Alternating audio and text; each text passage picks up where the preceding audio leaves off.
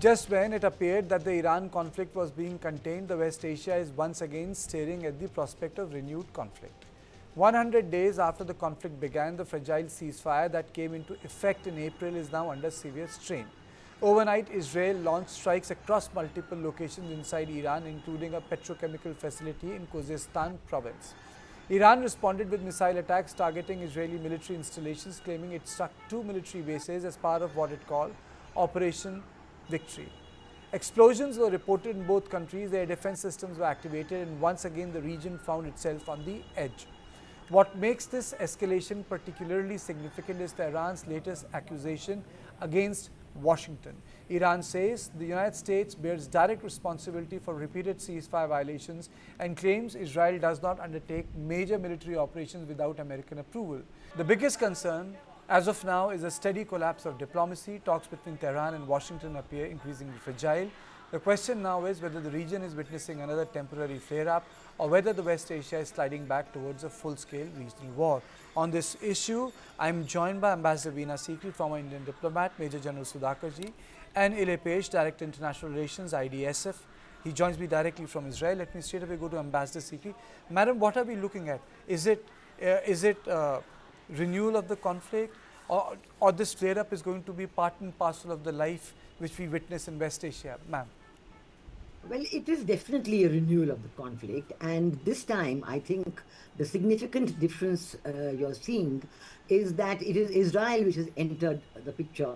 All these weeks and days when after the fragile ceasefire came into being, you had American attempts. You had Americans hitting out at various sites in Tehran, in Iran. But now it is a direct conflict between. Seems to be a direct conflict between Iran and Israel. Certainly over the last 2 days, that has been the big focus. And I think I'm pointing this out because one of President Trump's tweets actually said this, that Iran and Israel will be talking to each other. So is he trying to push for direct negotiations between Iran and Israel? I mean, this is part of his whole plan for the Abraham Accords, to draw in the Gulf countries into the Abraham Accords. And also there is a feedback today that the foreign minister of Iran has spoken to the leaders in Qatar.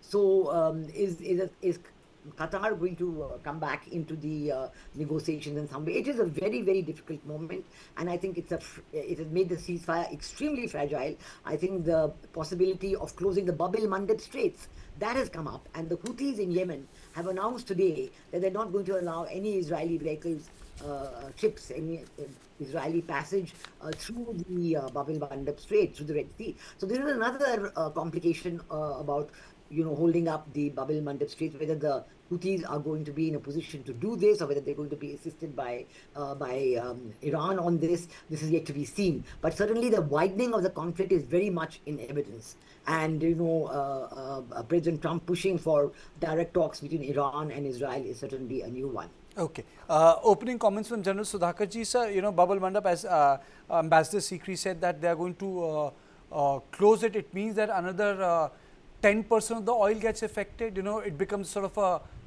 out of 100, roughly 22% of the oil trade gets affected if that comes into effect.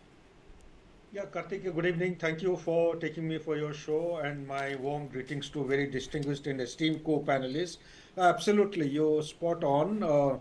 In fact, we always account 20% of energy flowing out of Strait of Hormuz and 12 to 15% of trade I'm talking of through the Red Sea, through Suez Canal, and put together it will actually be 30 to 35% approximately of the global trade, which will actually cripple the global economy. As it is, the global economy is experiencing lots of churn and lots of challenges. We are heading for a global recession.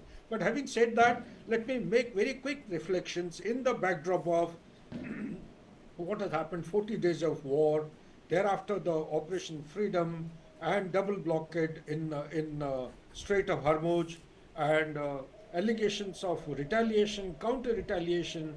Certain things have actually come to light. The CIA report is very, very clear. They have said that Iran is still left with the military capability which will last an intense operation for about 4 months' time. They have also said that the missile inventory There are around 70 to 71% left with Iran. They have gone silent about the surge capability. Surge capability is the capability of a country to produce military hardware during the war-like situation. Just to give you a small example, drone they produce something close to 400 drones costing around $20,000 daily. So 400 daily in a month comes to 12,000. You subtract the non-working days, Okay. around 1,000 all to the kitty, and they had a stockpile of 86,000. They have spent around 10,000 in 40 Okay. days.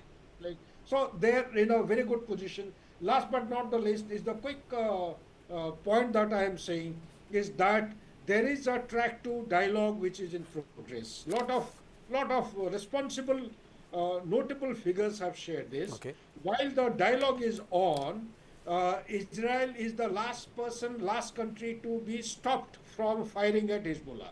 Because they say if Hezbollah is attacking their civilian population, they are entitled to protect themselves. This part cannot be ignored.